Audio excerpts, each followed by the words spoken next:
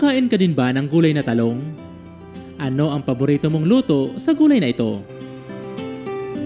Ang gulay na talong ay karaniwan lamang na makikita dito sa Pilipinas. Kaya naman, kadalasan hindi ito masyadong pinapansin.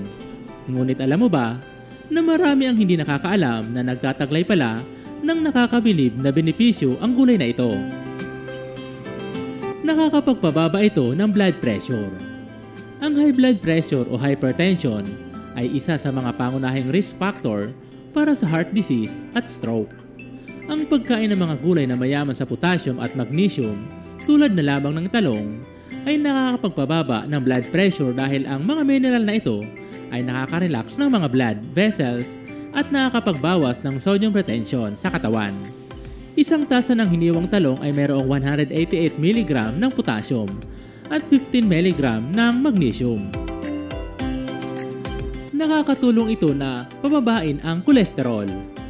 Ang kolesterol ay isang uri ng fat na kailangan ng katawan para sa ilang mga function tulad ng hormone production at cell membrane formation.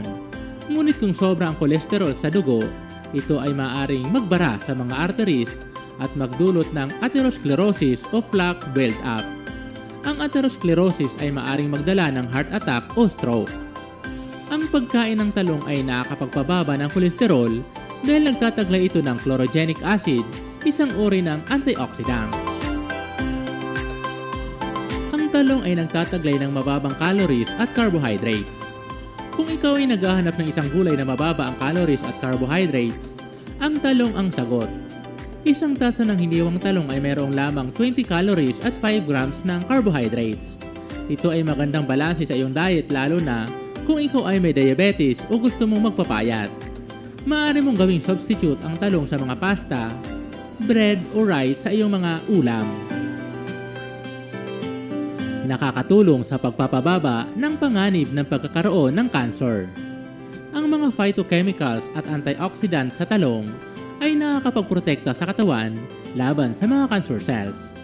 Ang nasunin na antioxidant nito ay nakakapagpabagal sa paglaki ng mga cancer cells sa prostate, breast, at colon. Mayaman ito sa fiber.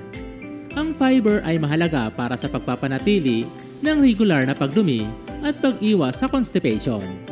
Ang fiber ay nakakatulong din sa pagkontrol ng blood sugar levels at cholesterol levels sa katawan. Ang talong ay mayaman sa fiber na makakatulong sa iyong digestive health. Isang tasa ng hiniwang talong ay mayroong 2.5 grams ng fiber. Nakakatulong na makabawas ng stress at anxiety. Ang stress at anxiety ay nakakaapekto sa mental health ng tao at maaaring magdulot ng iba't ibang mga problema tulad ng depresyon, insomnia, at heart disease. Ang pagkain ng talong ay nakakapagbawas ng stress at anxiety dahil ang nasunin nito ay nakakapagpababa ng stress hormone level sa katawan. Mayaman ang talong sa antioxidants. Ang antioxidants ay mga kemikal na nakakapaglaban sa mga free radicals na nagdudulot ng oxidative stress at inflammation sa katawan. Ang oxidative stress at inflammation ay maaaring magdala ng iba't ibang sakit tulad ng cancer, heart disease, diabetes, at Alzheimer's disease. Ang talong ay mayaman sa antioxidants tulad ng nasunin, chlorogenic acid, at anthocyanins na makakaprotekta sa iyong cells mula sa damage.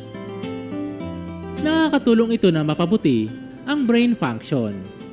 Ang utak ay isa sa mga pinakaimportanteng bahagi ng katawan dahil ito ang nagkokontrol sa lahat ng mga function nito.